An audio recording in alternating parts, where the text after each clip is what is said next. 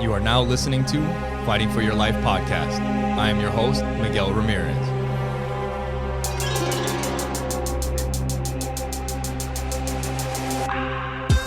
And on today's episode, we have a black belt from Gracie Gulf Coast in Biloxi, Mississippi. You've probably heard him calling you a dumbass and a fat fuck on Instagram and YouTube. Welcome to the show, Randy William. Hey, what's up, dude? What's up, man? Thanks for coming on. Really appreciate you doing this. Before we jump into it, I want to make sure I tell everybody to go and follow you on Instagram and on YouTube. Instagram, it's black_belt_Randy. And on YouTube, at blackbeltrandy. Yeah, same thing. Yeah, and then if you guys want to follow the podcast, you can follow us at Fight Life Pod. You can find the podcast everywhere. Audio, videos on Spotify, YouTube, and Facebook. And then you can find the audio on all the podcast apps. And if you guys have any questions throughout the podcast, if you guys put them in the comments down below, and we can ask them in a future episode with Randy. But Randy, I've been enjoying your content, and dude, it's been so much fun. It's been super helpful, and your personality comes through in your videos, and I wanted to get you on here and tell your story, your background, and everything. So I appreciate you doing it. No, of course, man. I love what I do. My job is awesome. Yeah. I get paid to call people a fatty McFat. Right? Yeah, dude. It looks like you have a blast doing it too. Oh man, I can't take all the credit because I have really fun students. Like, it may just look like I'm bullying them, but they do the same thing back to me, right? Yeah, man, you say that, and dude, I could just like jump into right there. I do want to go and tell your story, but it's like apparent that like you have fun. Your guys have fun. You guys have a cool environment, and that's something that I tell people all the time. Like when you see people doing fucked up shit to somebody else, a lot of times you don't realize like how close they are. Like you only do that to like your best friends, you know? Exactly. I'm not gonna muffle somebody I don't like. Right. But my best homies, oh yeah, you guys are getting it. Yeah, and then when you're like, oh, what a fucking asshole! I can't believe you would do that, you know. But it's a great time. Oh, they all know when I bring out the hand sanitizer, it's muffle day. That's hilarious. They know. Fucking slap it on. It's time to go. They know, man. That's funny, man. But dude. So I wanted to kind of tell your martial arts story, your life story, and before we got started, you were mentioning that you had done a couple podcasts in the past, and definitely go and check those out. Those were some cool podcasts. I checked those out too. But I wanted to kind of know, like, what was your introduction to jiu-jitsu? And I know I saw a post on Instagram. Dr. James Friesa was an influencer. Yeah. So if you can share your introduction and who he was to you. So when I was in high school, I was a soccer and lacrosse player, right? And I started dating this girl. Her name is Rachel Friesa. She's my oldest son's mother. And I think I just turned 17. And I actually got in trouble at school because if you don't know, I'm a little hot-headed and shouldn't talk back to refs. And I got truancy court in like sports. Like I had to go to like their version of court, and I got banned for a year of playing sports. Okay. Yeah. So I was helping her dad move rocks, like to put around his pool. Okay. And I was in soccer still at that time. I thought I was this cool athlete because I was good. I was better than most people on my team. And he was like, "Want to wrestle?" And I was like, "What the fuck?" I guess. And I was like, all right. I thought I could beat up some old guy. Yeah. And the first 2 seconds, I like tried to tackle him, and he triangle choked me and broke my thumb when I put my hand in there. Yeah. And from that day on, I was like, never again. Yeah. So from that day on, I was just obsessed with it. Like he showed me the most fundamental things in his basement, which is ironic because he has a blue matted basement. Yeah. And I always thought that was funny because he got his blue belt from Henzo in the 90s. Yep. Kept it OG. And he was definitely an OG at the time. But so he was showing me some stuff in the basement, and then I started at 2 gyms at the same time, bouncing between them. Getting in trouble for it, but I didn't really care at the time. Yeah. And that's how it started. Him submitting me. I was like, whoa. Never again. That can't happen. Yeah. Dude, that's cool. And I know you grew up in Delaware. What was it like growing up in Delaware? So long story short, I grew up in foster care. Okay. From I was like 9 or 10-ish. I lived in a group home, and I lived in Dover in that place, and it wasn't bad. Everyone thinks they hear this. Like, I was very lucky, all things considered. I lived in a place where they supported everything I wanted to do, and so I got to play lacrosse, soccer. They paid for all my camps in the summer. It was very lucky for me. And then I got adopted, however you want to put it, when I was 16 by my parents, who I call my parents anyway. Yeah, yeah. And so it sounds all tragic or whatever, but I got super lucky, I think, in life with that. Growing up, I grew up in not like Dover's not like a big city or anything. It's the capital, but it's like, I don't know, it's kind of like Biloxi, dude. It's not Yeah. much different than where I'm at now. It's like the Target's down the street, Walmart, the basic shopping center, and then a bunch of towns around it. Okay, okay. And so what? I don't know if you mind sharing. Like, what was it that happened that it ended up with you in foster care and everything? So my dad was a single father, and Okay. he had me, my younger brother, and younger sister. And I don't completely fault him, by the way. I completely understand. Being a single dad by yourself with 3 kids, 2 of them huge assholes, me and my brother were dickheads. Like, I got kicked out of daycares all the time. I didn't make his life easy. Yeah. But my dad beat my brother's ass for throwing rocks at a babysitter, and he missed his back, and there was a mark, and then the whole kit and caboodle happened. Yeah, The yeah. state got involved. Dude, And we all got placed different places. And I think I was 12 at that time. My brother and sister actually went back to live with my dad. And I was like, no, I'm good. Because I already knew I had a better life staying where I was at. Because we grew up relatively poor. Not that he did anything wrong. He did his best. But I knew I wouldn't have any opportunity yeah. sticking around Delaware City. Right. Yeah. And I heard you talk about that, man. And that's dude, that's like at 9 or 10, right? That's when things were happening. Dude, that's such a mature, like a different perspective that you probably wouldn't think like for a kid to have, like the opportunity that he had and everything. Yeah, I don't know how to explain this. Bear with me. Yeah, yeah. But I've always had intuition about doing things that would benefit the future, right? Like, I never dated chicks I didn't see as good mothers. Gotcha. I always tapped. Like, well, even when I was a dumbass white belt, I never got injured because I didn't tap on time. It's like you can All see my things injuries coming. are self-inflicted. Yeah, and I just listened to people who were older than me. I didn't think I was a know-it-all all the time. Sometimes I do, don't get me wrong. I was an asshole blue belt for sure. But yeah, I was a dickhead. But I just listened. A lot of my life experiences and things I put in my jiu-jitsu videos are just quotes I heard growing up. And I just internalized them and tried to find a way to make it work for me. Yeah, it's like the quotes stuck with you. They really do, man. Maybe it's the rhyming. I don't know. Maybe it's the autism. Who fucking knows? I don't know. But I would just conceptualize them for myself. Everything for me is very conceptualized. If I can do it in one field, I can take the same fucking concepts and do it in another one. It's not really difficult to translate. There's something about that. There is I've been listening to stuff like that's actually a sign of how a genius mind works. Is like when you can see patterns in one thing, but you can also see pattern like the same type of pattern in something that seems unrelated to most people, but Exactly. for you can see the correlation. You know what I mean? Exactly. And it also helps that I've been in a lot of fields. Like, I welded, I worked on fishing boats, I played Yu-Gi-Oh, I played Pokemon. I'm in a lot of different things. And once I realized the pattern, I'm like, okay, I'm bored. Gotcha. Yeah, And so that's why jiu-jitsu stuck around, because yes, there's a lot of pattern recognition. Yeah. But you can't just replicate it based off somebody else. You have to figure it out yourself and learn what it is. Because you can't do jiu-jitsu. You have to feel it. Right. Yeah. Like, good jiu-jitsu is a feeling. Right.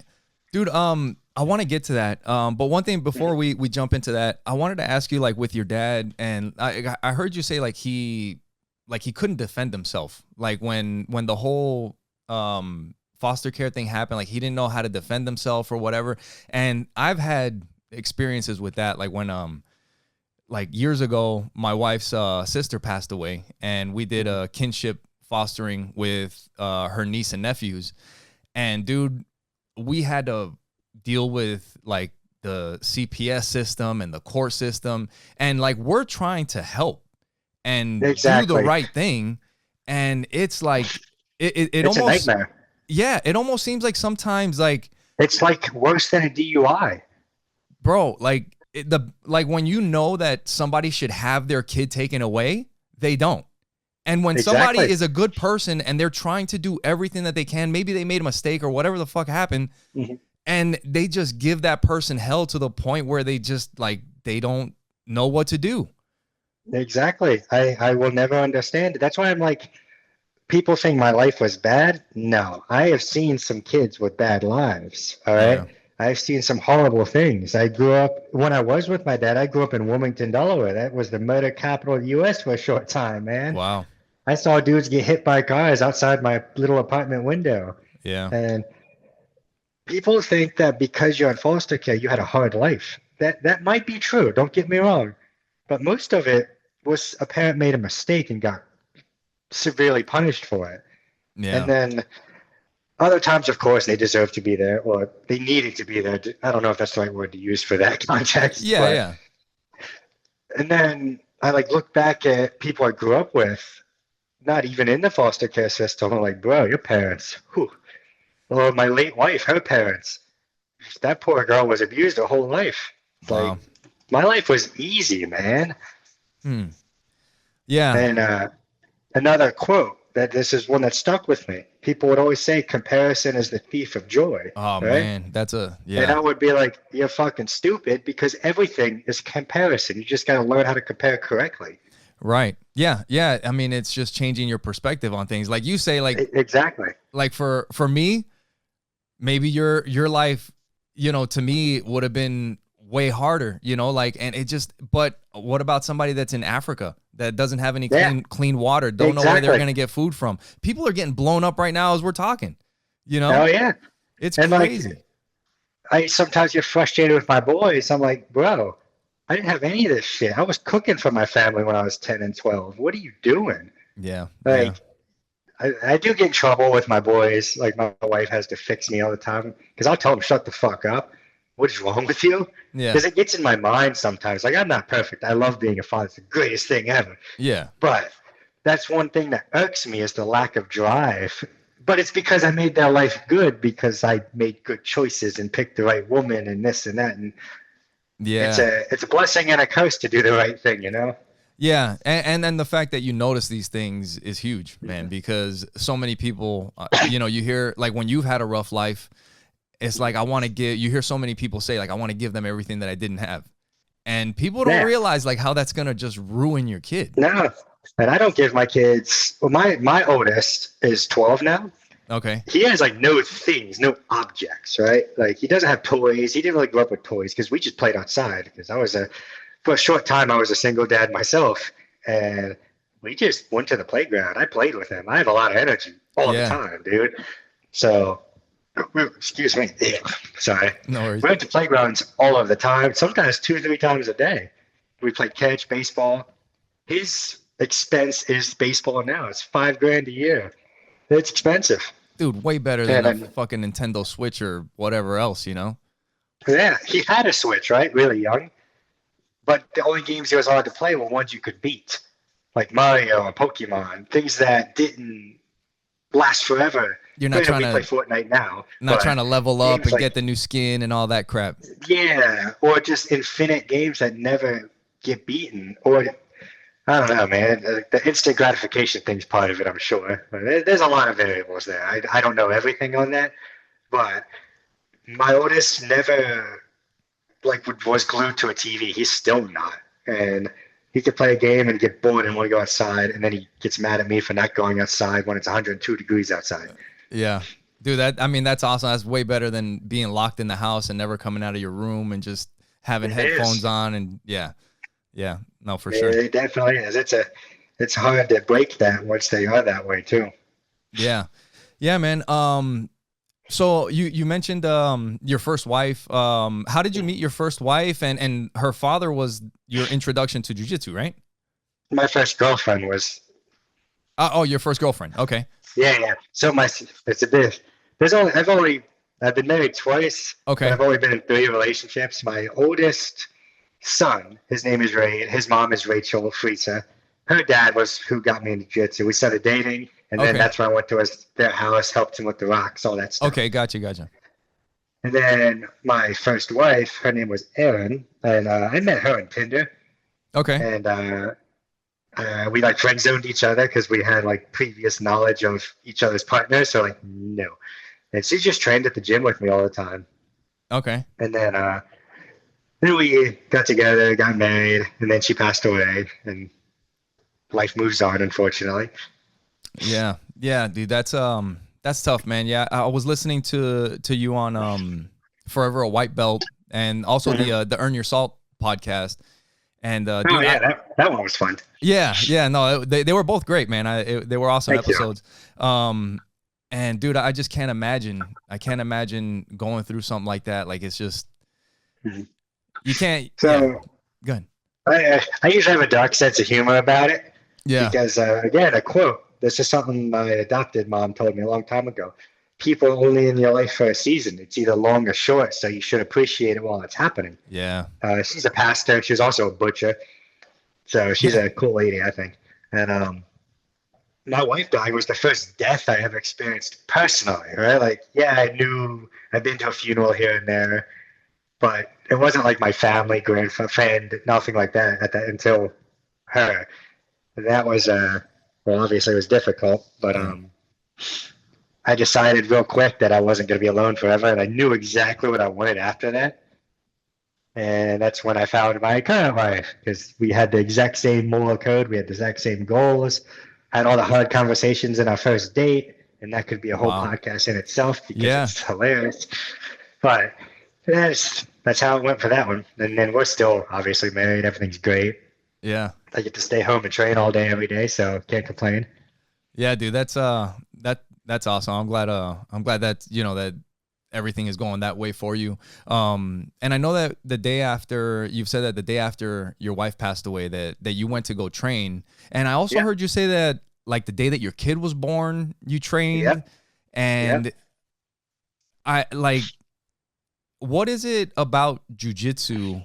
Like, cause there's so many people like you'll hear them say like jujitsu's life or jujitsu is my life. Yeah, yeah, But I've also heard you say like jujitsu didn't teach you life. Life yeah, taught you exactly. jujitsu. And I think Exactly. like you probably have a little bit of a different perspective. What do you think is different between the way you see jujitsu and somebody that might say, "Oh, jujitsu is my life"? Let me bear with me for a minute while I get my words together. Yeah, But yeah, a lot of people, fitness is in the background. It's just part of their life now. They don't like dudes who've been in the gym forever. They don't post on Facebook or whatever every day they're doing fucking a bench press. They right. hit their PRs. They're internally happy. Move on. That's what jujitsu is. It's so important that it's a constant background. That if I didn't have it, my system would crash. Right? That Mm, it's very important. Don't get me wrong; it's the most important part of my life besides my wife and kids. But it's a background. It's kind of like the system that runs everything for me. I don't need to post every day in terms of my own self. I like teaching. That's what I like doing now. yeah, But I don't go talk about jujitsu all the time with my family and friends. I don't care. Like it's just a background to my life that if I didn't have it, the system would crash. Think of it as an operating system, I guess. I don't know. yeah, yeah, dude. Yeah, that's It's a hard to explain. yeah, it's a different way to look at it. Um, dude, another thing that I've noticed, like probably just from the experiences that you've had in life, and like you can tell that you're like a super grateful person. Like it seems like everything that the things that I have seen aside from the technique stuff, like when you're getting to know your personality, there's like this gratitude that always comes through. Like even your posts, and I wanted to ask you, like, where does that come from? Like where, yeah, where do you think that comes from? Nobody has to fucking help you. That's where it comes from. And all these people, especially online in the last 2 years, about almost 3 years in December, there are people who send me things just to make my life easier. And I'm like, That's my cool. life's easy. What are you doing, dude? Thank you. I had a guy send me, because he makes 3D prints, Okay. and his name is Josh. And yeah, I'm pretty sure. I get people mixed up. I feel bad about that part, though. Yeah. And because I posted on my story, I have a Charizard model on my rack, and I needed something for the other side of my rack so it Okay. matches, because shit's got to match, you know? Yeah.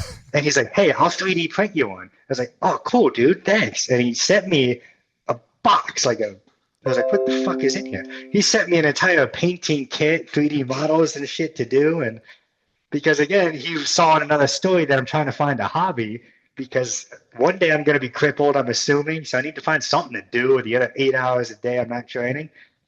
Yeah. Yeah. And like, I get that kind of stuff probably every other month. Somebody just sending me something they think is cool and sharing their life with me. And I think that's the craziest thing to me.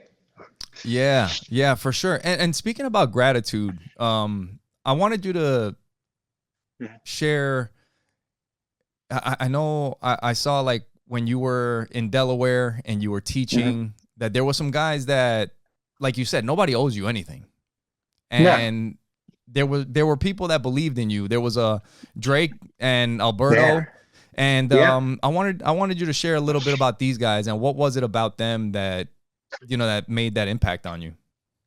So when I started jiu-jitsu, I was at a gym called Team Viper, right? It's a bunch of OG, old school kind of guys, dudes who were blue belts forever because there's no one to promote. Yeah. And no one wanted me there because I was a spaz, I was aggressive, I was an asshole. But I just wanted to get better. I didn't really know how to express myself at the time, and even still, sometimes that's a struggle. But I just didn't know really how to contain what I was doing to what I was doing, if that makes sense, like jiu-jitsu.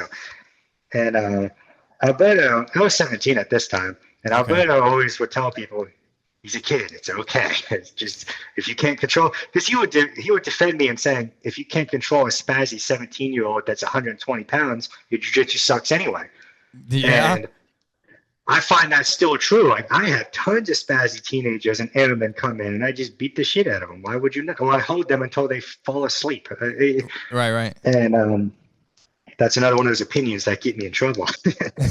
But Alberto was always there for me, and every part of my life he's been there. And then Drake, he was there at that time too. But when the gym moved to its second location and I started college, I had no money. And Drake always would buy me lunch or buy me food, or he would come pick me up out of his way at my college to take me to jiu-jitsu and drop me off. So he always helped me. And both of them would pay for my competitions or find ways for me to compete for free. Because I competed a lot at blue belt.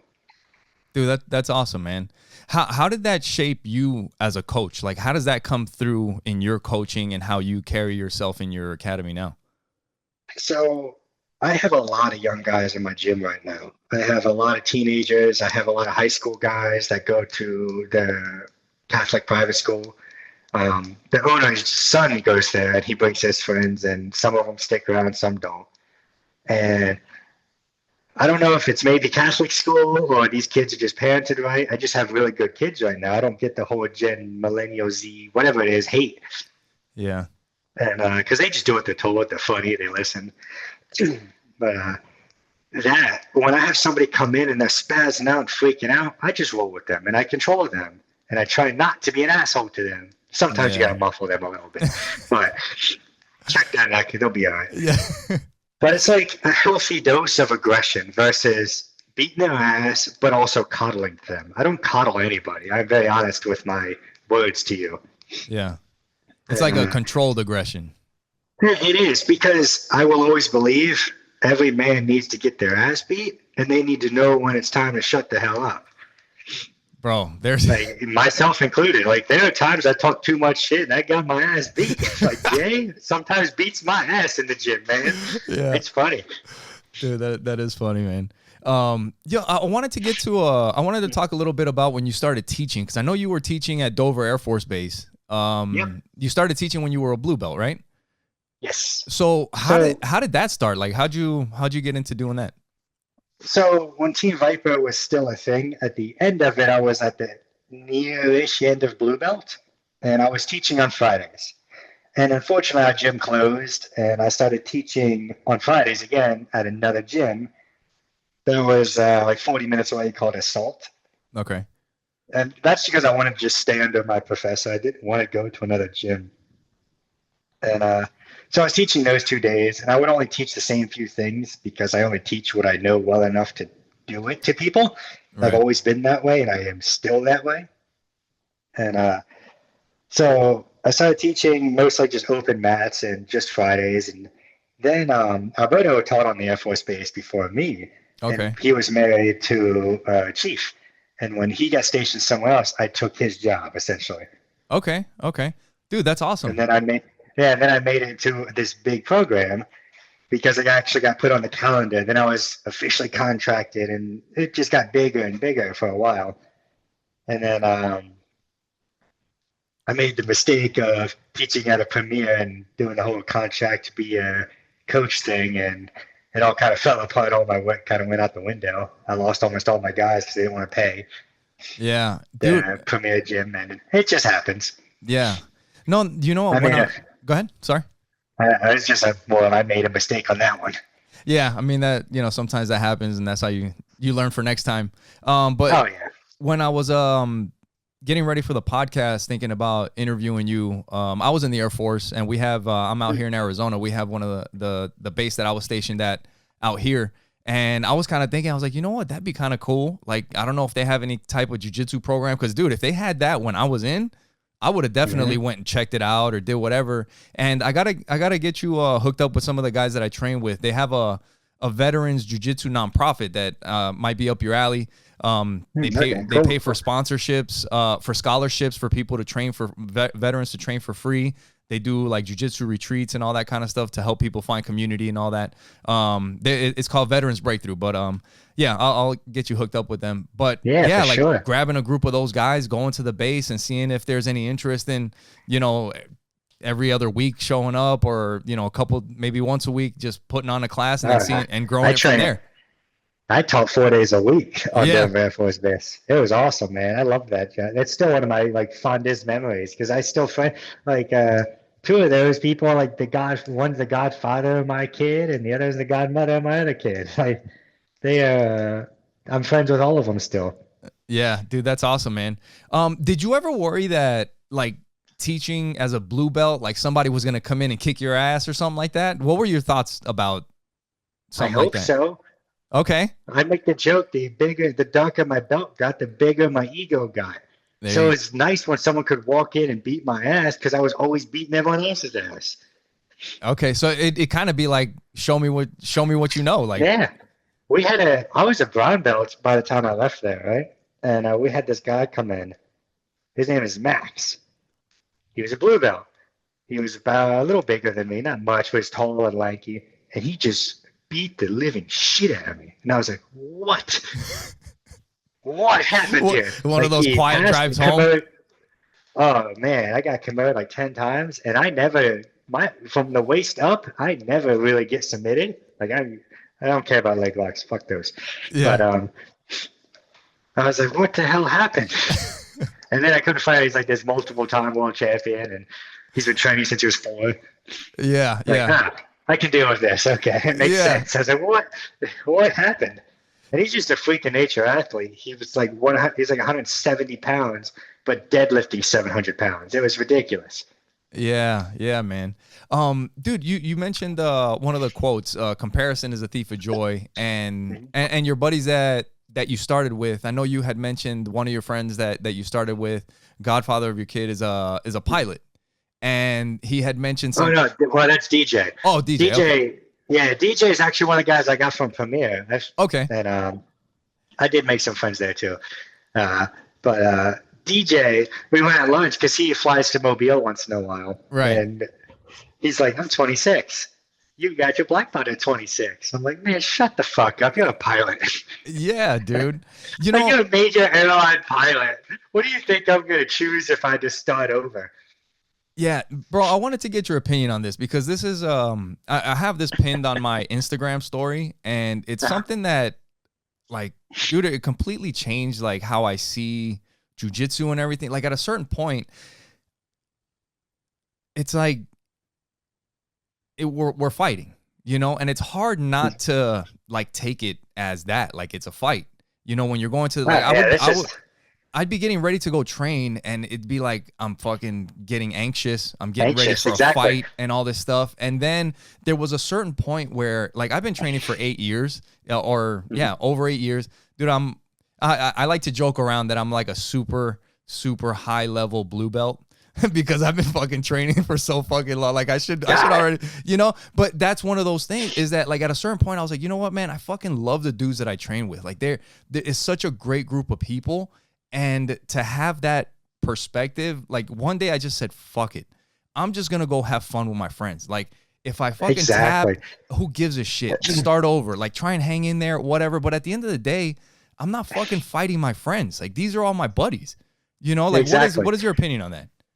So this is going to go back and forth, and I'm going to be a hypocrite for a quarter of a second, but bear with the Let's go. message.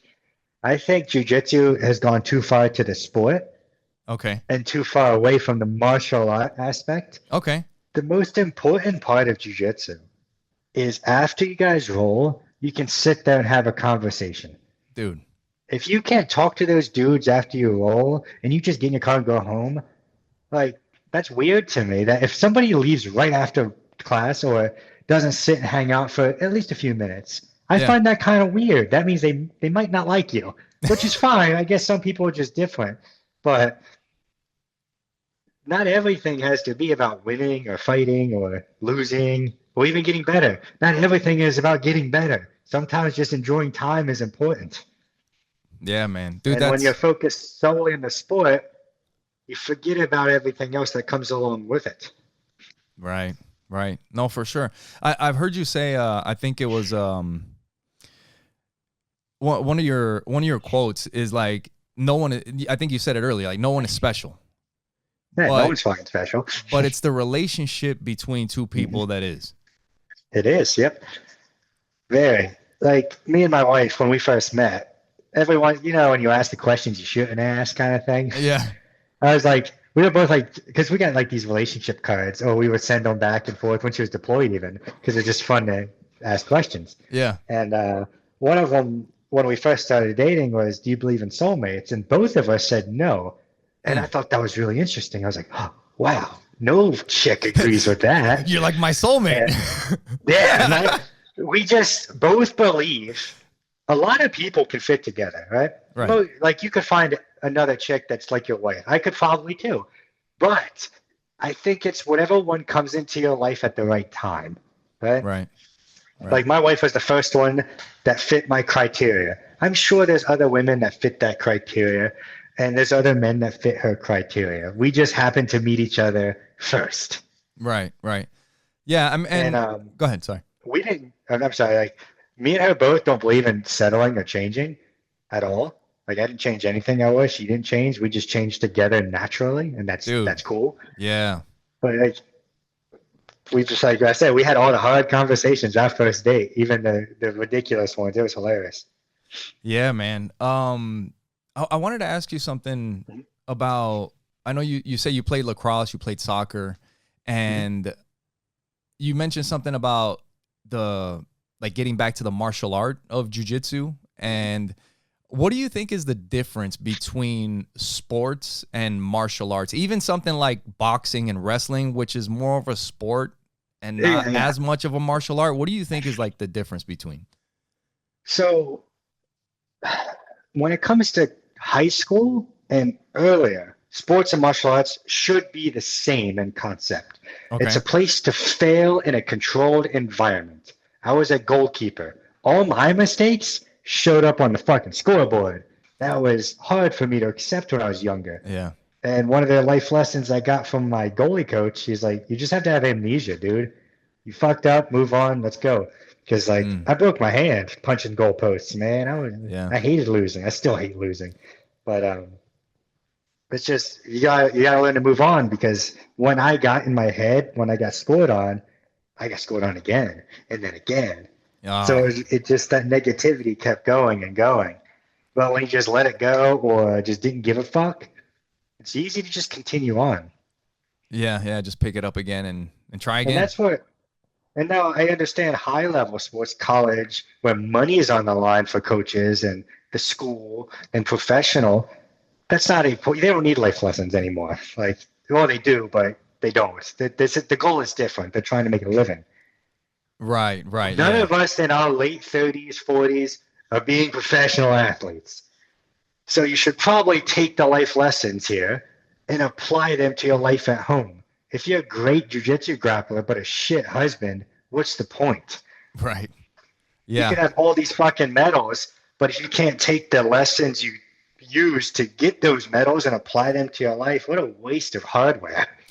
Bro, so there's something that came through. I can't remember which one of the two podcasts it was, but it was something about, you mentioned something about being like a piece of shit black belt or something like that, like somebody being a piece of shit black belt.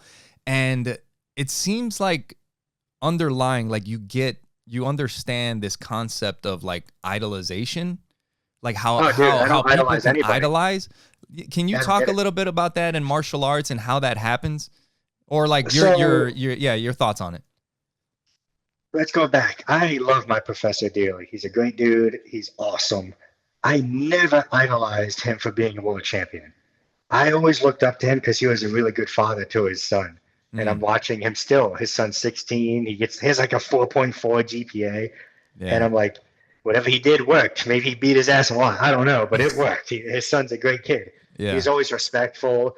When he met my son's mom, he was always like, "Hello, Miss Rachel." He just always was respectful, Yeah. Yeah. and that's what I always looked up to with him, in particular. And when my wife died, she died on Thanksgiving. That dude drove an hour and a half over the bridge on Thanksgiving to visit me. Like, I don't Wow. believe in loyalty without it being a two-way street. That's Yeah. ridiculous. Yeah. I just don't get that guy is good at a sport. Again, this is where I'm going to be a hypocrite. This is ultimately a sport and a hobby in the end, whether it's a martial art or not, whatever your goal in it is. Sorry, you can't idolize somebody for being good at a sport. Like, I'm not going to idolize an NFL player who beats his wife. That's dumb. Yeah. Like I don't idolizing care how many somebody. touchdowns you scored. It's like you should idolize them for the person that they are, not for what they do. Yeah, like Derek Jeter is like my oldest son's hero, and I'm like, huh, that makes sense. He's a pretty good dude from everything I see online. I don't know. Like Yeah. he likes certain baseball players, Yeah. And it's but none not. of them come off as huge douchebags. So I'm like, all right, cool, I guess. Yeah. And I mean, I think it's kind of common knowledge, but somebody like Michael Jordan, that was the, people call him the GOAT in basketball. But Yeah, he's an then asshole. you hear about people's interactions with the dude, and it's like nightmares. And it's like, dude, what the Yeah, fuck, man?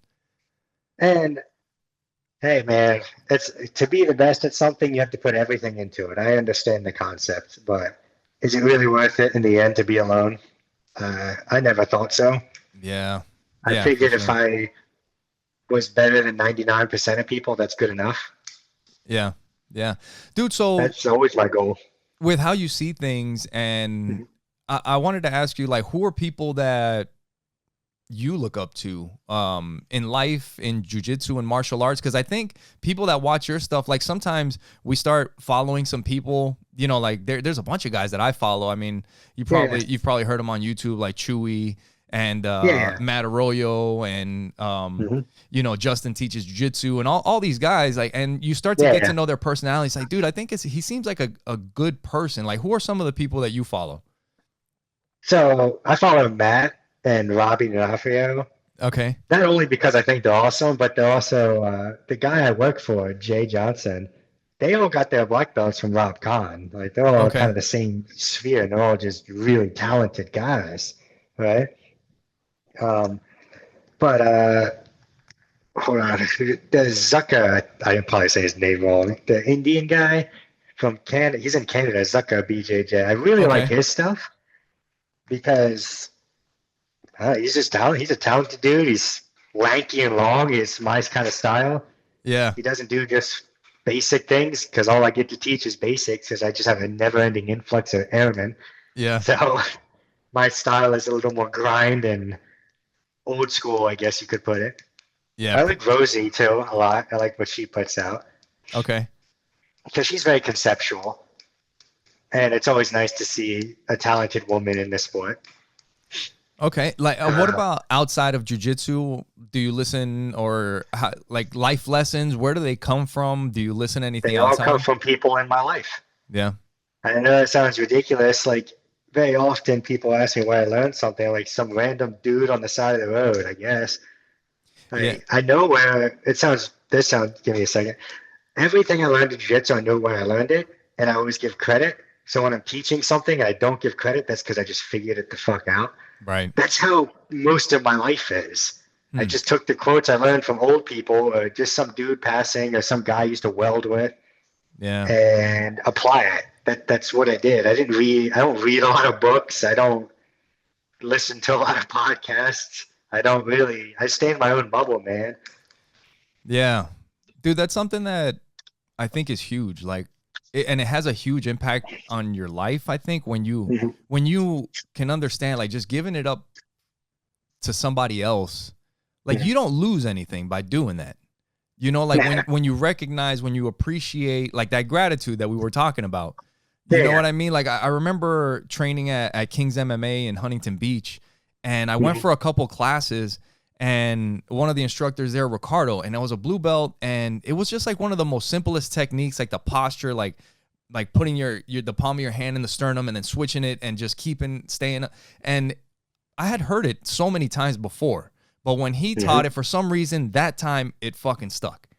And Exactly. I wanted to like tell him that he was the guy that made it stick for me, even though I heard it, but just so that he knows that he had an impact on somebody, some fucking random dude from wherever. Dude, it's funny you say that. I don't teach anything new. I just teach you how to actually use it most of the time. Mm, Adding those OG type principles, yeah. base, connection, whatever the buzzword you want to use nowadays is. The only difference is, hey, a lot of jiu-jitsu guys are my age or way older, so calling them a dumbass works really well. And I just word it in a way that's more relatable. I don't try to sound smart. Yeah. That's what gets me with a lot of the guys online. You got to phalanges, the four fingers in this way, and la da fucking da. Man, shut the fuck up. I don't want to hear it. Just Yeah. tell me how to do it. Yeah. Yeah, man. Yeah. Sometimes it's a little too much. Yeah. That's So funny. people get so caught up in the who, what, when, where, why, when you only need one of those, and then you build off of it. Yeah. Yeah, for sure. Like I could go super deep into every technique. Like I could spend 6 hours just on the closed guard to armbar. Like I could do that with every single technique I know because I have a reason for every grip, why I grip, how I grip. But you don't need to know all that because details are personal to my own experience because the failures I've encountered in said technique. So Right. details are relative, concepts are concrete, and that's just kind of how it needs to be. And then you build systems, and that's always personalized. Yeah. Dude, let me ask you, because there's like foundational stuff in jiu-jitsu, like you were just talking about, like the base, posture, grips, and all these types of things. But then at the same time, it also seems like jiu-jitsu is like very individualized to each person. Oh, it Do has you, to do be. you think that's like, what do you think about that? The everything is relative, right? Yeah. When I say if you're a weak piece of shit, do this technique, that's the same thing as saying if they're bigger than you should probably try to create angle. It's just wording things differently. Yeah. So when it comes down to fundamental things, there's base, connection, weight distribution. Those are three big ones that everyone talks about more. And for me, it's hip switching, hip movement. Because if you Okay. can't switch your hips, you probably can't do shit. And Okay. then depending on your size, those are going to change. Like if you're a heavy dude, you don't need to think about your base as much as somebody like me or you, where we need to be very aware because we can be thrown off. Right. Yeah. But they're going to have to focus more on connection because they're bigger, stronger. They need it more than we do, and I can just move around you. Right. Yeah. We're going to be It's running around them. adjusting those stats to a degree. Gotcha. Yeah. Yeah. Yeah, for sure. Dude, getting back to the quotes, I know, like you were saying, like a lot of quotes kind of stick in your head, and then you kind of like come out with some quotes. And one of the things that that I heard you say stuck in your head was you can't get mad. Don't get mad about the things you can't control. Yeah. Don't get mad about things you can't control, because if you could control it, you would. Or in theory, you would. Yeah, and I think I don't know if that was kind of what came like after your wife passed away, because I think you were saying something about like that some people thought like you were kind of cold, like you were selling stuff, but to me when I heard you talking about it, like I feel like in a way I'm kind of similar, because whenever things happen, I just kind of look at realistically, like the real world. Yeah. Like what I mean, like I think I'm a you were painful realist in a lot of aspects. Like, this actually upsets my wife a lot, because I'm very honest with myself and very realistic. Right? yeah, I know I'm not going to be an adult world champion. That's okay. I don't care anymore. Did I? For sure, I wanted to be one at some belt. Dude, it just is what it is. Teaching was my path. That's what I can control. I can right, control what I put out into the world. I can't control if you digest it properly. right. I can only just try to chop it up in different ways and see which way sticks for you. But I can't control if any of this helps anybody ultimately. Yeah, I could fucking And that's why I get to be myself, because what's the fucking matter? What are you gonna do? Beat me up for talking shit? Okay, come yeah, on. I don't care. yeah. I mean, all you can control is doing the best you can. I mean, if you Exactly. if you meddle, don't meddle. Like, what if it was that dude's day and he fucks you up? Like, all right, are you gonna be sad? It's like, no, you did the best you could, and you know you put the work in. Even I heard Hodger and Craig Jones say the same thing but different ways. That a lot of competition comes down to whose day it is. Like, you could train all your ass off, but competition's almost uncontrollable. Like Hodger said, if I got submitted in 2 seconds, that doesn't mean he's better than me. It just means I made a mistake. Yeah, But if I dominate you for 10 minutes, positionally just dominate, I'm better than you. right, So that's right. like, I heard that relatively recently, and that's all I do to people now. I just dominate them, mess with their face the whole time. Muffle them. That's what I'm like. Well, yeah, I used to be a huge submission hunter. I would just rip everyone's arms off. Yeah, I Yeah, still do, to be fair. It depends on the day. But and then Craig Jones says, like, at that level, it really is a 50-50 shot most of the time, especially if it's a huge tournament. Because yeah. after the first round, everyone's kind of tired. Yeah. Dude, I want you to expand on this, because this is a thought that I've had in a competition, and I think sometimes like people build this thing up so big in their freaking head. Like, you have your family on the side of the barricade watching you and everything, and it's like, dude, if I lose this match, this guy's walking out with my wife and kids. Like, I'm going to be in my house alone. You know, like, it's insane. Dude, all jokes aside, my wife has never seen me win. But every time she's not there, I win. And I'm like, fuck, man. Like, the last tournament I did was in Atlanta like 2 years ago, and I was winning. Like, I was on top most of the time. I was up on points, up on advantages, and then I got toe held because I made some dumbass mistake of getting off my toes. And I was like, I'm not tapping to this. And then my leg broke, and my wife's looking all horrified. And I'm like, damn, I should have tapped to this. Oh, well, fuck it. That's what my military insurance is for. That's crazy, man. It just is what it is. Yeah, But I think it's because my wife sees me dominate enough that me losing once in a while is okay. Yeah, and dude, at the end of the day, like, she knows who you are, you know, like the person that you are, and like we were saying earlier, I think you understand, and I get it. Like, jiu-jitsu is a part of you, you know. Oh yeah, it just is what it is. Yeah. I always make the joke to her when I do something dumb, I'm like, you know what, you married, and just walk away. Just fuck away. Yeah. We don't argue. Like, we have nothing to argue about, dude. Yeah, that's funny, man.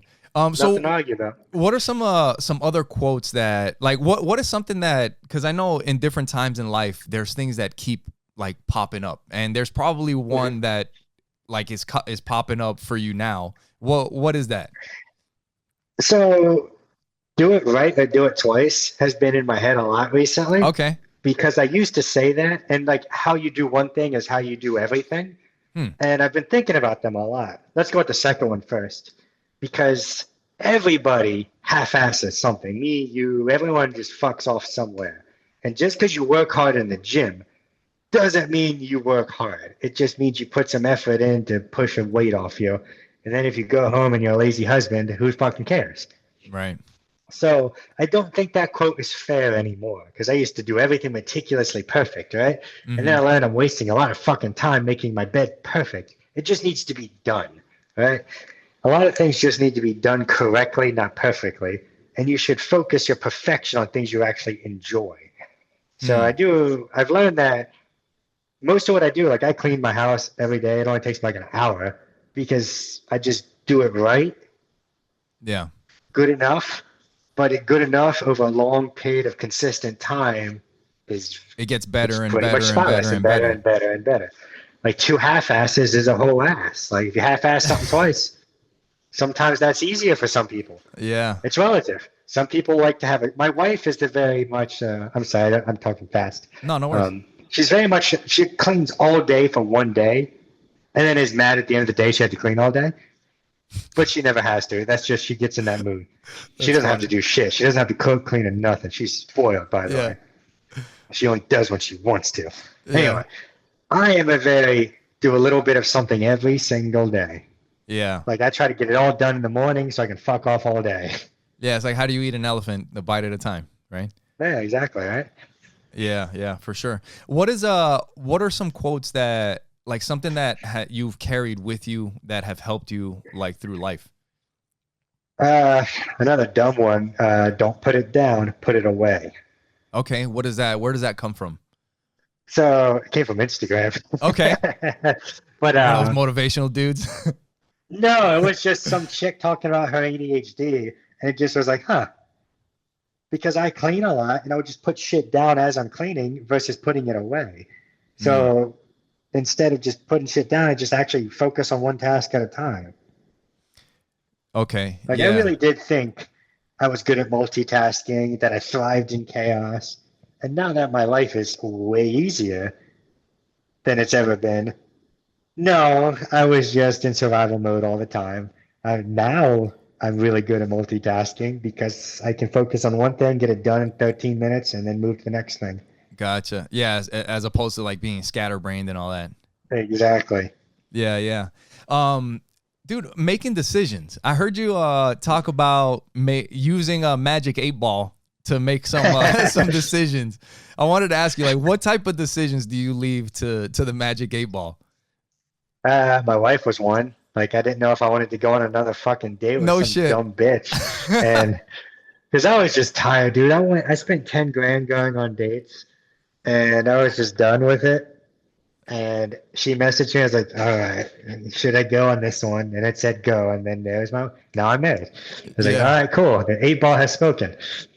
Dude, that's cool. That's cool. What other types of decisions have you used the magic 8-ball on? Is it just like small things, big things? It's one I don't know. Like, I can't think of specific examples, but if I just can't make a choice, I'll just assign something yes, assign something no, and shake the ball, and whatever it is, it is. Okay. Like, if something you know is going to be a good thing, then you're just probably doing it. If it's going to be a bad thing, then you're not. But if it's kind of like going out on a date, then who knows? Yeah, that's kind of how it goes. Okay. Because I'm pretty good at. I don't use my 8-ball too much anymore, unfortunately, because it is fun to use, especially when you're on drugs. It's like, all right, what are we gonna do today? Yeah. Just go smoke and But I grew out of that phase too, unfortunately. Unfortunately, either way. Yeah. That's one of the ones that it didn't affect anything. Yeah. Dude, that's funny. How do you see, like, because it seems like it could be random. Like, you just don't know what the outcome, like whether you go, don't go, do this, don't do that.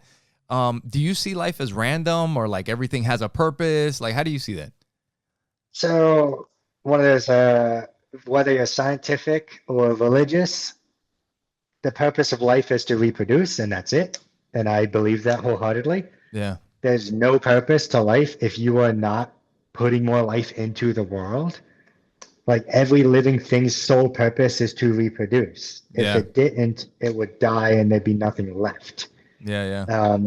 So generally speaking, I don't believe in anything that doesn't reproduce or have the ability to. Okay. So I'm not gonna be marrying a dude because I can't reproduce with a dude.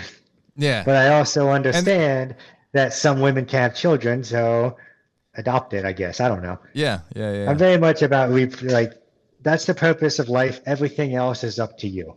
Yeah. So Yeah. if your life sucks, it's probably your own fucking fault. If your life is great, most likely it's your own fault. Yeah. And I want you to share your perspective on something because your life being great, your life sucking, like you could be in a freaking just a tough situation, Mhm. but your attitude, like Oh yeah, you could be loving life. And you could be in exactly, a fucking awesome situation and be miserable as fuck. Like what is your dude. perspective on that? Because I know you're like with the things that you've been through, like your perspective is probably different. It's confusing sometimes because I come off as an asshole because I don't know how people can have everything they ever want and still bitch. Yeah. And dude, I could if my life fell apart now, as long as I had like a gi and a place to train in my car because I can sleep in that, I'm good, dude. Like Yeah. I have a house and a family, all like, I love all those things, especially the family part. But I don't like materialistically, I don't really give a shit. Yeah. But it's interesting because I find the simpler I make life, the better it is. Mm. Yeah. The more consistent I can be, the more complex I make it, the more shit falls apart. Again, I learned that in life, not jujitsu. I just applied it to my jujitsu. Try to have short, concise transitions. Everything has a purpose. Right. If things go away, yeah, that's the right word. If things Yeah. don't go as planned, you just adjust to it based on commonalities. It's just pattern recognition at that point. Right. Do you think things like having things makes more life more complicated? For sure. The more you have, the more you got to maintain. Hmm. Yeah. Like I renting a house is way easier than buying one, dude. I don't care what anyone says. yeah, you know Everyone what? says, I want to own my house. Dude, it doesn't fucking matter. You don't even own the house you own. Shut the hell up. Dude, I was yeah, right. Yeah, that's a Like, funny it makes no difference. miss Oh, no, I can't paint my house neon green. Who miss how cares? many miss a couple payments and see how much you own your house. Yeah, You right? know, but Exactly. it's funny that you said that because I just saw a couple days Even if you ago. haven't paid off, even if you haven't paid off, miss a tax payment. Right. Yeah. And it's not your house anymore. I Yeah. saw Armin Sarukian post something about Conor McGregor, and he was saying something about Conor's yacht. Mhm. And he was like, I wouldn't buy a yacht. He's like, I've heard people say like when you buy a yacht or a boat like that, you have two happy days. Like the day that you bought it and the fucking day that you sold it. You know? So I'm sure it comes to a point where if you have enough money, you don't give a shit. Yeah, yeah, yeah. Like when you're that rich, I guess, because a boat's a money pit. Yeah. It always has been. Everyone knows that. But some people value being on the water. I don't know. A yacht's different. Like I don't know, man. I couldn't imagine myself one being even if I was that rich, my life wouldn't be any different. I'd still go to the gym and do the same shit I do every day. Yeah. Yeah, yeah. I'm doing the same shit now that I did when I made fucking $6 an hour. Like Yeah. I'm not changing. I'm pretty stuck in my ways in that regard. Yeah. Dude, so um if you couldn't train jujitsu and jujitsu just wasn't a thing, like could you imagine what that would be like? Like who do you think you would be if jujitsu wasn't a part of your life? Um, if my kids are grown, I'd kill myself. Oh shit. Like because I'd have no purpose to live anymore. My Mm. kids are grown. I can't do what I love. Fucking, I'll be crippled. So that means my dick doesn't work. I can't bang my wife. I just kill myself. I have no purpose anymore. Yeah. Yeah. But if it happened today, I would stick around and try to be a mentor the best I know how. I honestly don't know what I would do. If I couldn't be, that's the thing I'm struggling with. That's why that dude sent me stuff like to try to paint and all these things. Dude, I don't like anything else. I've tried. I've tried so many. I gave up every sport for this. Yeah. And I had scholarships to go to college for this stuff, man. And Yeah. this was it. It just, I don't know what I would do without it. Um, I'm trying to find a hobby. Like I played drums for a little while. I'm like, I'm bored. Yeah. because I naturally am better than most people at most things. And Yeah. then once I know I'm better than most people, I don't see a point in continuing to do it. Yeah. And in jiu-jitsu, I'm not better than most people at most things. I'm better at maybe arm bars than most people, but I'm not better at everything in jiu-jitsu than most people, and that's not good enough for me. So there's always something to work on. There's always something to work on. There's always somebody in my room that's better than me at least something, Right. whether Right. it's how to talk. I have a lot of students who helped me learn how to speak to people because it took me a while to learn how to talk to people. I may not have directly been an asshole on purpose, but I come off as one a lot. Yeah, man. Yeah, at least I don't see it in the videos, but you know, everybody has their stuff, has their days. But Dude, people I grew up with in the sport, like, dude, my hometown does not like me besides my own people. yeah, that's funny, man. Not one of them would come to my seminars, and I could be 2 minutes from the house and they'd be free. They wouldn't go. Yeah, dude. Trust me, I've done that experiment plenty of times. Yeah. You had mentioned painting, and one thing I wanted to kind of share with you. I know we kind of had we kind of had an interaction there on Instagram. You had posted something about your kid and how your kid had grown so much. And I had told you, like, I was literally thinking about, like, when I used to throw my kids into the couch and now they're Yeah, yeah. big. And I wanted to ask you, like, how's jujitsu with your kids? Like, as they've grown, like, how has that been for you? So my oldest, the gym was like part of his childhood. Okay. He's still a child. He's 12, but now it's baseball, and he lives like me, and his mom lives in North Carolina. I live here, so he's with me in the summers now. But when he was little, up until 6, he was in the gym every day with me, but he never trained. He just was a baseball. But the environment, all my students, we take turns watching him because, again, I couldn't pay a babysitter. Yeah. We just brought him with me. He's my little buddy. And I always will think it's good for a young boy, girl, who as long as there's the same sex in the room, like boys with men, that's Right. just a good influence. Right. Jiu-jitsu usually is a good influence. Right. Any fitness is a good influence. I don't even care about the sport anymore, really. Yeah. And like if Gabby and her daughter's always in the gym with her and watching her train and be a good influence. Yeah. So like all of my students now, it's a lot of my students I originally had are now having children. It just kind of blows my mind. I feel kind of old now, That's crazy. but Yeah. it's kind of weird, like seeing these people have babies and get married. And I'm like, I'm not even old. I'm 34. I just started teaching young. I had kids young. Yep. Yep. But, Yeah, it's cool. It's cool, and then seeing them get bigger, and then eventually throwing a little gi on, and yeah, man, it's crazy. My toddler likes it, and my stepson is training, but that's because we make him do it. Because in my house, you're required to play a sport, and if you don't play a sport, you train. So it is what it is for him.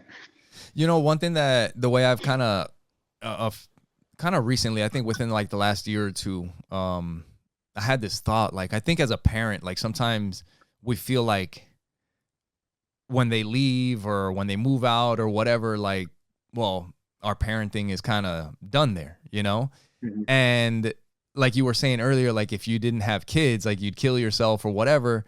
And I started looking I guess a better way to put that is if I didn't have grandkids or somebody to take care of. Yeah. Well, one thing that that wasn't entirely fair. No. I think back like, you know what I meant. Yeah. No, and it's just like that purpose. Like, what the hell am I gonna do with myself now? Exactly. But sometimes I feel that now. Like during the day, I'm just sitting in my fucking house. All my kids are in school. Yeah. And like, I could get a job, but why would I start a job when I'm moving in about a year and this and that? Like, granted, those could be excuses because I don't want to go to work. But at the same time, I can only lift weights so many hours a day. I can only do jiu-jitsu so many hours. Yeah. And I kind of wish I had day classes so I didn't have to go at night anymore, Yeah. Night classes don't matter when you have small kids, but all my kids are getting to the age they want to play sports. Right. I don't believe you should go to every child event. I believe you should split it with your spouse and then go together sometimes. Yeah. Nothing should be all about your children. But it'd be nice to see my son play more baseball games, not just go on the weekends. Because this is my job. Like when I was on base, yeah, I'd fucking leave and put someone else in charge. But I'm paid very well to do my job now. So Gotcha. Yeah. I take it, not that I don't take it less seriously when I'm not paid, but It's just I different. Yeah. realize it's someone else's money now. I gotta make sure I give them what they came for. Right. Right. For sure. But one thing I was gonna say is like with the painting and parenting, Oh like I yeah. started looking at parenting as like a painting. And if you like, I don't know if you've ever heard like some of these like the greatest painters ever, like sometimes you feel like, or if you've ever made any type of art, like you kind of go back and you look at it and it's like, ah, Oh yeah, you and you touch it hate up it. a little bit and then you touch it up a little. And it's like the painting's never done. You know what I No, it's mean? never done. And I was kind of I thinking, actually used to, I went to, my minor in college was art. Like I oh, okay. painted, I drew, I did block printing. I said I had a lot of hobbies, man, because I had a lot of free time. I never had a real full-time job. Yeah. Yeah. And yeah, dude. So like the painting, like I looked at parenting, like sometimes I feel like we feel the painting's done and it's over. And it's like, well, no, like even when they're adults, like they could be fucking 40, 50. If I'm still Yeah. around, like I'll be older. There's perspectives that I'll have. Like that painting is never done. You know what I mean? No, it's not. At, Yeah. at So that level, at that point, we should be learning from them how the world now works. yeah. Because like not my the generation above mine likes to hate on millennials. Like you raised us, first of all. And Yeah. second, my dad bought his house for $45,000 in a small town right outside of a city, right? My house, similar concept, $300,000. It's a different world. It is a different world, but they do one concept. I've been thinking about this on another. The older crowd likes to say that you pay for if you stop paying for Starbucks. And I thought at first, because you know your gut reaction is to defend yourself, is that's not why I can't buy a house. But if you look at the core concept of that, it is why you can't buy a house. Mhm. When my grandparents didn't have microwaves and they didn't pay for all the convenience we have. Right. Convenience is expensive. Right. Right. It's Yeah. so expensive. And the only time I pay for convenience, generally, is if it costs just as much or close enough to me doing it myself. Like that's why I pay someone to do my oil change. It costs the That's same. exactly what I was thinking when you said that. Yep.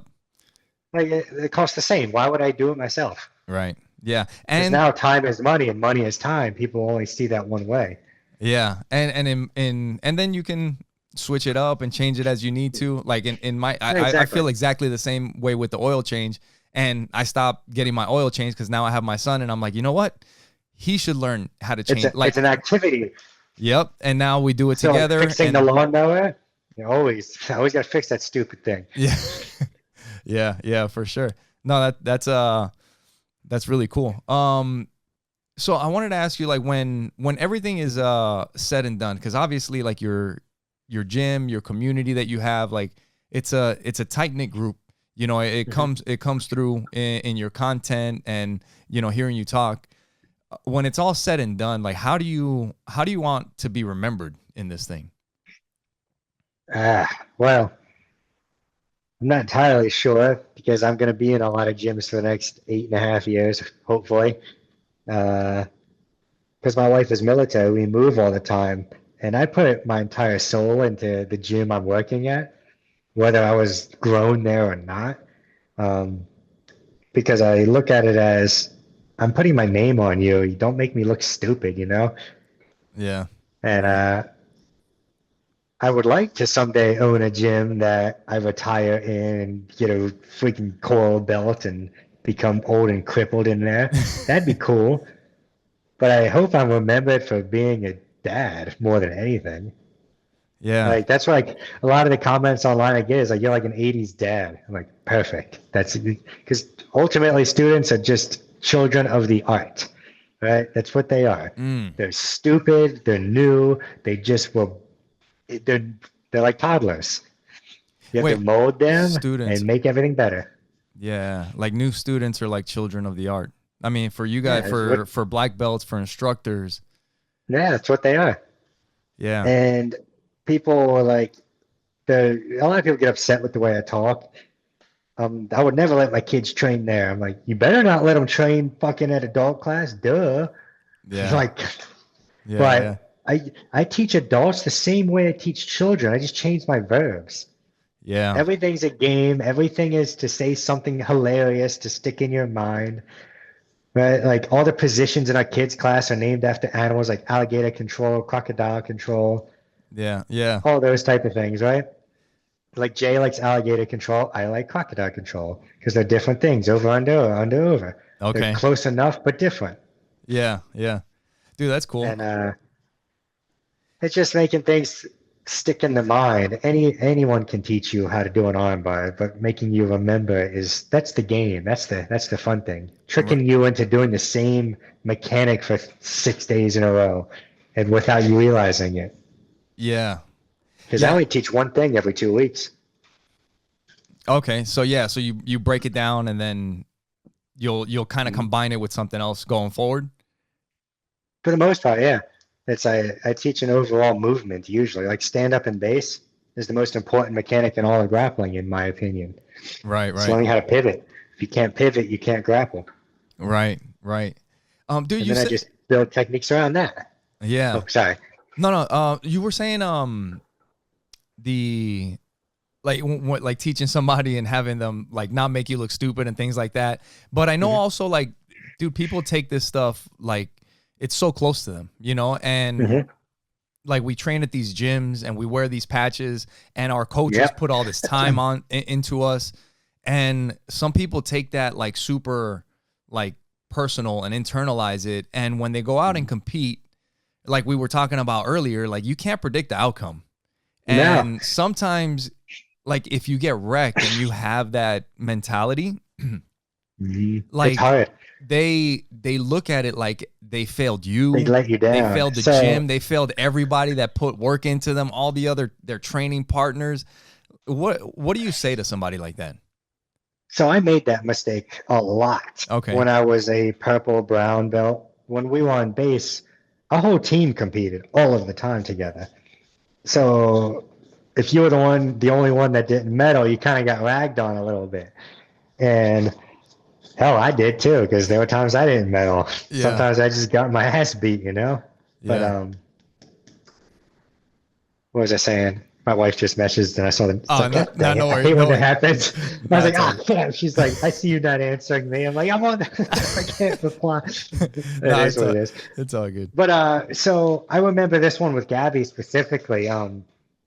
She went, we watched this girl and she just got smoked. And I was like, Gabby, this is for you. You have no problem. Your game is built for this. And then she lost. And she was really upset with herself. And at first I was too. I was like, how do you lose? And then it goes back to the age old MMA math doesn't make sense. It just, Yeah. some matchups work, some don't.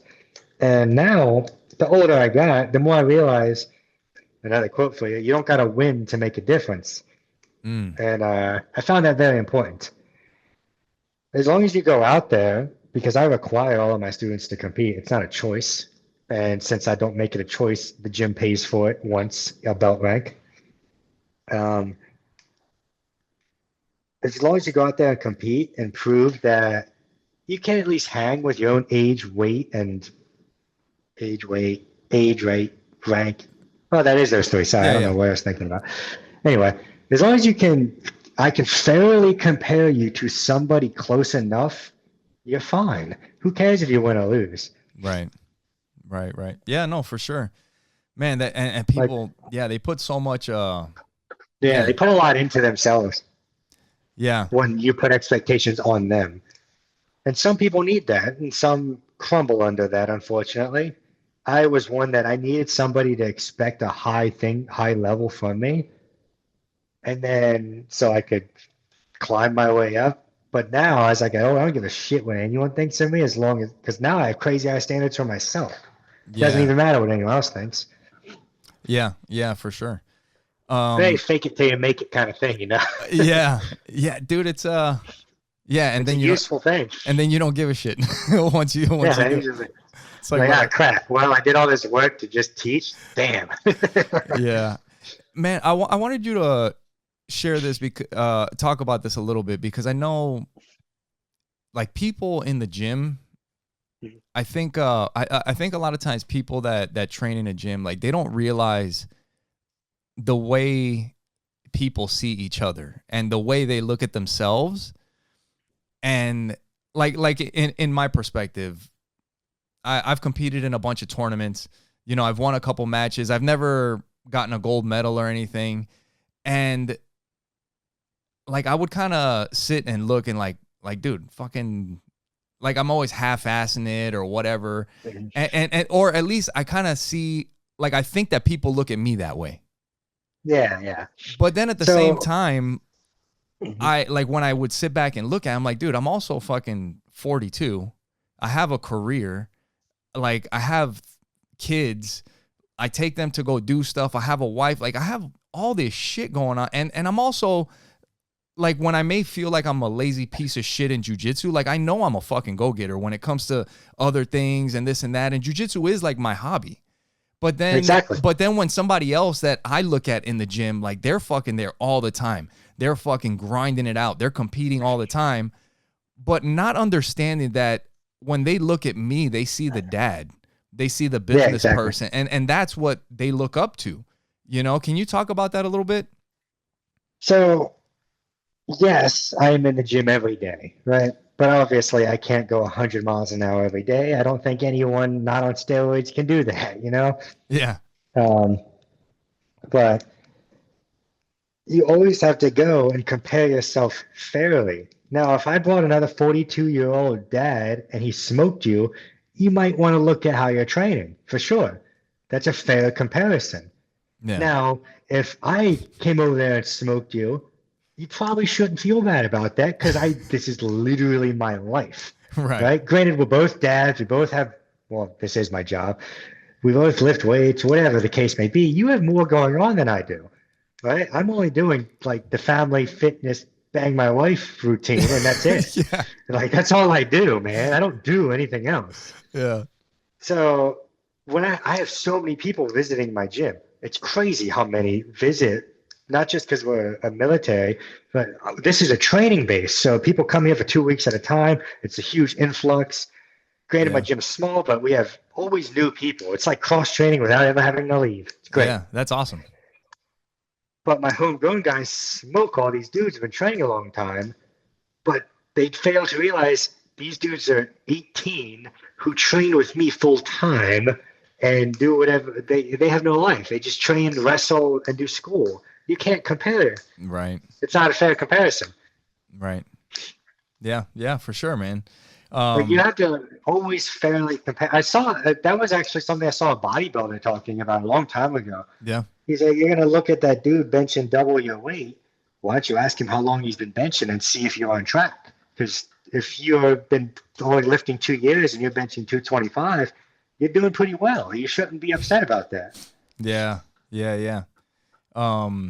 Speaking of working out, like I know working out for you is big for it to like add to you. It adds to your Oh jujitsu. yeah, And it adds to everyday life, dude. I could yeah. go on and on about how important lifting is. Oh yeah, for sure. I mean, the way I look at it too, like being at least at a certain level of fitness. Like if I want to, if I see if I go on vacation and I see a mountain that looks cool that I'd like to go hike, I'd like to be healthy enough to fucking Yeah. try it and go for it, you know, and have these experiences. But you got to have a Or minimum level of fitness for that. or if you simply your toddler gets out of your hand, are you gonna be able to catch them before they run the fucking road? Yeah. Like Oh, dude, I saw an Instagram video of some. I don't know if you've seen it, where this I lady, I probably think, did. Yeah, the lady like fell with the stroller. and fucking Like could not catch the kid. exactly. Dude, Generally crazy. speaking, I'm big on comparing, right? If me and you are grappling, you look like you're a little my size-ish, I don't know, Yeah. 165, I don't know. If we're grappling and I'm used to deadlifting 405 and benching 280, I'm gonna beat your ass. You know, Yeah. Yeah. like comparatively speaking, you don't weigh enough to be tiring to me anymore. Right. So strength can become efficiency if used correctly. Right. Now, on the opposite end, if somebody fat slips and falls on me, it's not going to break my bones anymore. When I was 130 pounds, I got tweaks and injured all the time. Yeah. Now it rarely happens. Yeah. You got, Granted, that could be the skill gap for sure. I don't want to discredit that. But I find the guys who get injured the least in this sport are the strong dudes who don't rush learning, right? The dudes who don't explode but use their asymmetric strength and take their time. Those right. guys never get hurt Right. Dude, can you because it's share, armor. yeah. Can you share your 5-3-1 workout? So that's what I did for a long time. I did that for about a year and a half. Right now, I'm doing upper lower, Okay. but 5-3-1 I really liked because it essentially is conceptually the same thing as upper lower. Okay. Because 5-3-1 is a day based on bench, overhead press, deadlift, and squat. Upper, lower, lower. So you could just do upper, lower. And that's what I'm doing now. But I Okay. just changed my rep ranges. So I have a bench day, squat, like the first compound. So upper, lower, and then skip Wednesday, upper, lower. So Okay. that's overhead press and that's deadlift. Okay. I just don't do the 5-3-1 rep range anymore. Gotcha. Okay. Yeah, yeah. And then kind of like you were saying before, like having that minimum level of strength, if you have a big Oh dude that's yeah. falling on you, you can at least brace the weight before they Oh fucking yeah. gravity takes Exactly. over. Exactly. Like it's and if you're fit, mowing the lawn isn't tiring. If Yeah. you're fit, doing your basic chores in an hour isn't a day of work. Right. Yeah, going up the Like stairs if you at can work. hustle going up the stairs, man, I don't. And this sounds harsh, but I call people fat for their own benefit, dude. Like shame is a powerful tool. Like Some people don't man, realize the power of shame, bro. dude, that's one of my guys. I used him in the last couple of my videos earlier, and I just call him fat in every video now. And he's Uh, lost like 30 pounds already. I'm like, yeah, that's you what I'm fat talking fuck, about. good job. Because ultimately, in the end, the thing is, like, my Instagram following is so awesome because they like know where my heart is. It seems, Right. but every once in a while, we'll get some snowflake dude in there saying, "Why do you talk to people that way? If you did it this way, you get more." And then I'm like, did you even listen to the rest of the video? You're like, shut the fuck Like, up, dude. yeah, just shut up. Nah, But dude. You know I'm what? actually really nice in my comment section. I'm like, dude, I do this because it gets attention, it makes information stick, and I solve your problem. Yeah. You're only an asshole if you point out a problem and don't help solve it. Well, shit, dude, I'll tell you, whenever, from the moment I came across your videos, and I think it's funny because I had commented on an older one that didn't have any of the shit talking in it. And I commented something like, this one's missing something or something like that. And you're like, it's funny that my old videos get these comments. But like when you're like, hey, dumbass, it's like my fucking ears perk up. I'm like, oh, he's talking to me. Exactly. You know? That's the whole point. Like everyone, it's funny because the world has gone so soft. The easier it gets. The world is a very easy place to live in. People want to say it's hard. It's not fucking hard. I could go from homeless to an apartment in 6 months. I did it. It's not hard. Yeah. The issue is everything's so easy that when something is challenging, it's crazy challenging in comparison. To your easy ass life. Yeah. Yeah. Like my life is so easy now that I try it. Like I go gauntlet myself. I Shark Tank myself all the time at the gym because I'm fucking bored. Yeah. Yeah. I Dude. gotta suffer somewhere, man. Yeah. Dude. And on that note, before we get out of here, I wanted to ask you, with life being so easy and yeah, and doing hard things, like when you hear the words fighting for your life, that's the name of the show. What do you think of like when you hear fighting for your life? My first like thought is literal fighting for your life. Yeah. But if I think about it, the longer I think about it, it's you could take it as a metaphor for sure. Because you should fight for your life. You should fight to make it better. You should fight to improve. I always tell my guys, you can be fat, you can be weak, you can be a dumbass, but you can't stay there. You can't fucking stay. You cannot stay a weak piece of shit. It's Yeah. not acceptable to stay the same Right. in any regard, right? We're all going to break down, right? It's going to happen. But at least my breakdown is going to be a lot slower than yours. Yeah. Yeah. There's a quote, I don't know if it's like from Plato or Socrates or one of these guys, but it was something like, it's a shame for a man to die like without finding out what his body's capable of or something like that. You know shame what I mean? for a man to grow old without seeing what his body is capable of. Yeah. And I think that's kind of like what we were talking about. Like the purpose of life is like finding out. Find out. Yeah. Go fucking find out. You know? And people get so caught up in failing in front of people, and I'm like, dude, I'm always right because I've been wrong a lot. Like that's kind of how it goes. I fuck up techniques all the time, dude. I fuck around, find out. It's the fastest way to learn. Yeah. My entire systemized jiu-jitsu approach is because of my failures. I don't even use underhooks. Yeah. I was so used to people winning the underhook, and I sucked at that I just was like, all right, I'll just build a game around not getting an underhook.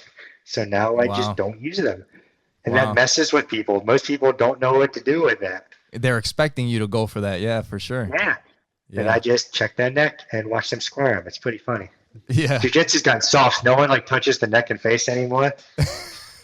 Yeah. Like when I started jiu-jitsu, we would grind the neck and cross face and all that. Yeah, like heavy pressure. Yep. Yeah, man. Dude, I really appreciate you coming on and doing this. If people want to find you, they can find you on Black Belt Randy. What do you have going on in the future? What should people look out for? I'm teaching a seminar on the 11th, but I don't know if this podcast will be out by then. Let's see. I'm probably going to the UK in fall. That's kind of in the works with a buddy of mine. Okay. And where's the seminar on the 11th? Lancaster, PA. Okay, Lancaster, PA. Where can people find it? I think this will be out by then. Yeah, it'll be on my page. Okay. So just go on Instagram, check out Black Belt Randy. Always that little group chat that I made for everybody. That one, it'd probably be in there. Okay. Cool, man. Well, dude, I really appreciate you coming on here and talking to me for a little while. Yeah, man, I'm glad we were able to share your story, and hopefully we can do this again in the future. And for sure. Chop it up again. You're super prepared. You had like questions and all these things. I'm like, wow, look at that. That made it so easy. I appreciate it, man. I try, and I wanted to make sure that that I could honor you and make sure that we told your story out here the right way. So thank you for doing it, man. I really appreciate it. Make sure you guys go out and check out Black Belt Randy. Follow the podcast. Make sure you guys leave us the questions for the next one. I'll go back and check them out, and we'll talk to you guys next time. Bye.